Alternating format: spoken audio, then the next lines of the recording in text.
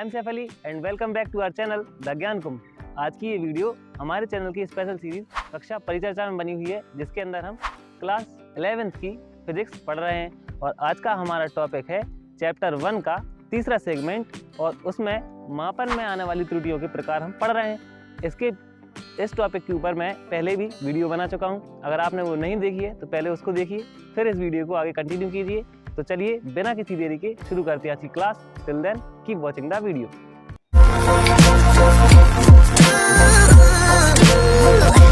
तो स्टूडेंट्स, इससे पहले हमने मापन में आने वाली त्रुटियों के प्रकारों में हमने सिस्टमेटिक एरर या कहें क्रमबद्ध त्रुटियों के प्रकार पढ़े थे, और उसमें से भी सिर्फ इंस्ट्रूमेंटल एरर्स जो होती हैं यानी यांत्रिक त्रुटियां जो होती हैं उनके प्रकारों को पढ़ लिया था।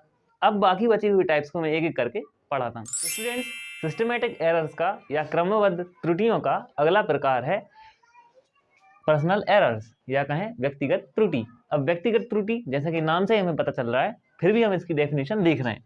This error arises due to the inexperience of the observer, यानी जो ऑब्जर्वर है या जो प्रैक्टिकल कर रहा है उसके इनएक्सपीरियंस होने की वजह से ये एरर आता है।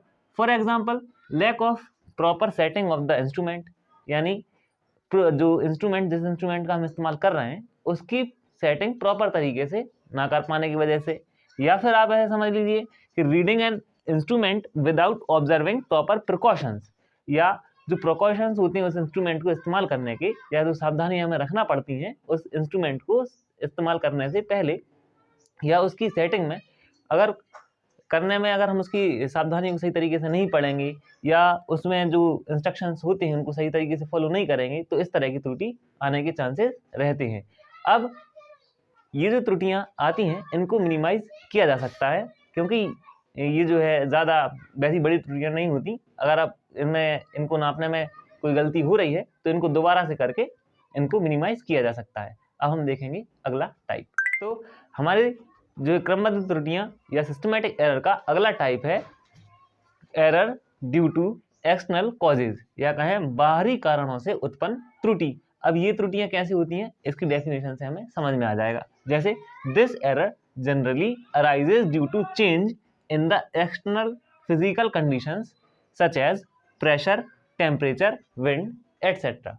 कहने का मतलब ये है कि इस तरह की जो त्रुटियां या जो गलतियां उत्पन्न होती हैं वो बाहरी कारणों की वजह से होती हैं। अब बाहरी कारण जैसे प्रेशर में कोई चेंज आ गया, टेम्परेचर में कोई चेंज आ गया, विंड की वेलोसिटी में कोई चेंज आ गया, उस वजह से किन्हीं चीज़ों पर असर पड़ता है उनके मेजरमेंट में। अब जैसे मान के चलिए कोई चीज़ है, जैसे हमें उसमें नापने का मतलब उसके टेम्परेचर को नापने की ज़रूरत है।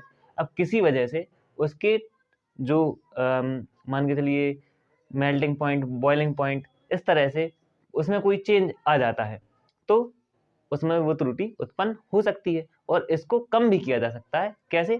उससे रिलेटेड, मतलब जिस तरह की त्रुटि आई है, चाहे प्रेशर में चेंज होने की वजह से, टेम्परेचर में चेंज होने की वजह से, उससे रिलेटेड जो त्रुटि या जो गलती हुई है उसके हिसाब से उसको कम किया जा सकता है। यानी उसको ठीक करके, जैसे अगर प्रेशर में गड़बड़ी हुई है तो प्रेशर को ठीक करके, टेम्परेचर में गड़बड़ी हुई तो टेम्परेचर को ठीक करके, इस तरीके से उनको ठीक करके इस त्रुटि को कम किया जा सकता है। आई होप आपको ये समझ में आया होगा।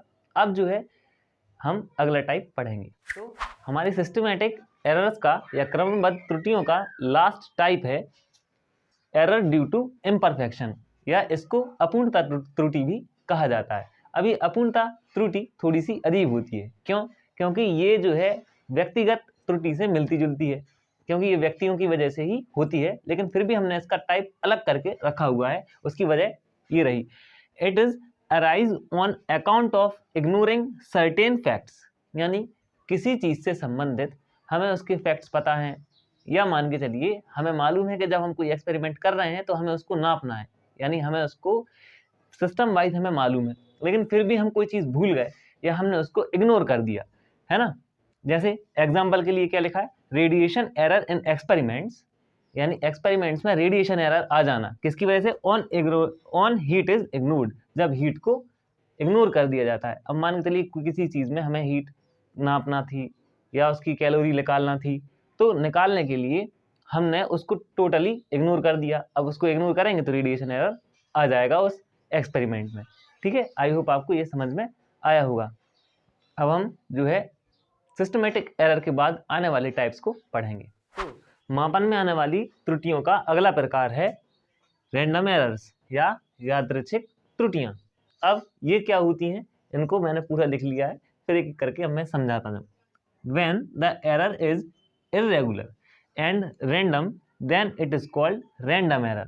यानी कि इस तरह के एरर इरेगुलर्स होते हैं, यानी मान के चलिए कि हम कोई एक्सपेरिमेंट्स कर रहे हैं, अब कोई चीज़ हम जब नाप रहे हैं तो एक ही तरह की त्रुटि बार बार हो रही है, लेकिन उसकी जो माप है वो अलग अलग आ रही है, मतलब एक जैसी नहीं है। No specific cause of this error is known.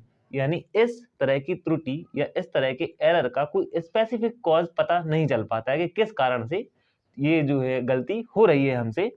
तो if an observer measures the same, अभी एग्जांपल के लिए आपको समझाया कि भाई जैसे मान के चलिए कोई ऑब्जर्वर है, वो किसी चीज़ को यानी किसी सेम फिजिकल क्वांटिटी को बार बार नापता है, सेवरल टाइम्स नापता है, बार बार नापता है, and each time observe a different reading, और उसको हर बार एक अलग रीडिंग मिलती है, then such an error is called random error. तो इस तरह की एरर को रैंडम एरर या इस तरह की त्रुटि को यादृच्छिक त्रुटि कहा जाएगा। आई होप आपको ये समझ में आया होगा।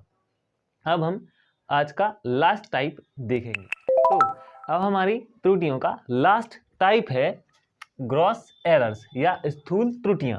जैसे the errors due to the carelessness of the observer. अब ये जो त्रुटि है या ये जो एरर है, ये इम्परफेक्शन एरर से मिलता जुलता है, लेकिन इसमें और उसमें थोड़ा सा डिफरेंस है। अब वो क्या, जब हम इसको पूरा पढ़ेंगे जब आपको समझ में आएगा। देखिए, the error due to the carelessness of the observer, यानी जो ऑब्जर्वर है उसकी केयरलेसनेस यानी उसकी लापरवाही की वजह से ये एरर आता है, is called the gross error. उसको हम ग्रॉस एरर कहेंगे या स्थूल त्रुटियां कहेंगे। This error may be due to ignoring of the sources of error. यानी ये जो एरर है वो किन किन वजहों से आ सकते हैं।